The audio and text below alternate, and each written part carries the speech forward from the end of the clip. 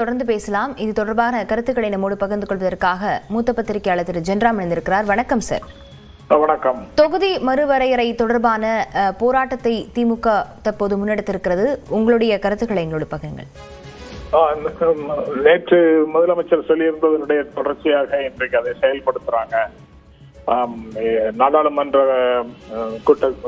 கூட்டம் இந்த அமர்வு தனது முந்தைய நிலையை தனது முந்தைய நிலையை மாற்றிக்கொண்டு 2026 பிறகு எடுக்கக்கூடிய மக்கள் தொகை அதை ஒட்டி எடுக்கக்கூடிய டீலிமிட்டேஷன் அதையும் அதுக்கு தகுந்த மாதிரி தான் விமன்ஸ் ரிசர்வேஷன் பில்லை இம்ப்ளிமெண்ட் பண்ணுவோம்னு முதல்ல ஒரு நிலைப்பாட்டை எடுத்துட்டு 2023 மகளிர் இடஒதுக்கீடை செயல்படுத்தும் போது நிறைவேற்றும் போது எடுத்துட்டு அதுக்கப்புறம் இப்ப திடீரென்று தன்னுடைய நிலையை மாற்றிக்கொள்வதற்கு என்ன காரணம் என்பதை அரசு தரப்பிலிருந்து எந்த விளக்கமும் கொடுக்கல.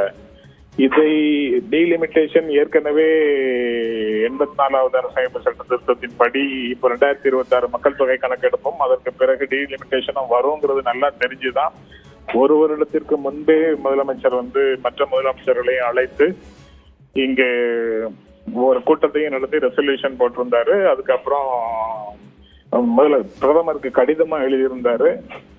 அதுக்கும் எந்த விதமான விளக்கமும் ஒன்றிய அரசிடமிருந்து வரவில்லை.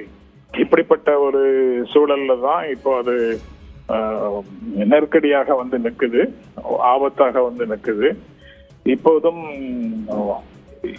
எந்த விஷயத்தையும் ஷேர் பண்ண மாட்டேங்கிறாங்க, ஓப்பனா இருக்க மாட்டேங்கிறாங்க.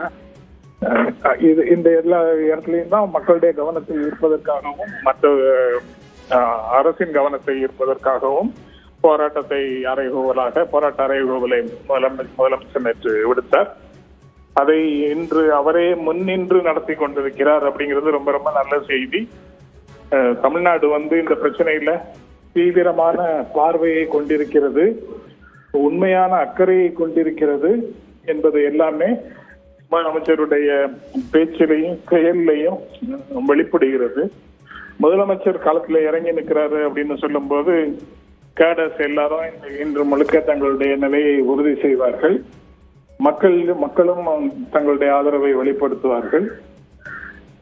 இதற்கு பதில் சொல்ல வேண்டிய ஒரு கட்டாயம் ஒன்றிய அரசுக்கு வருகிறது. நாடாளுமன்றத்தில் எப்படி அவங்க பிரசன்ட் பண்றாங்கிறத பொறுத்து நாடாளுமன்றத்தில் இருக்கக்கூடிய உறுப்பினர்கள், தமிழ்நாடு உறுப்பினர்கள், தென் மாநில உறுப்பினர்கள் பேசுவாங்க. அந்த டெவலப்மெண்ட்டையும் வச்சு அடுத்து என்ன செய்யணுங்கிறதையும் அவங்க முடிவு செய்வாங்கன்னு நினைக்கிறேன். இணைப்பில் கருத்துக்களை பகிர்ந்து கொண்டமைக்கு நன்றி திரு ஜென்ராம்.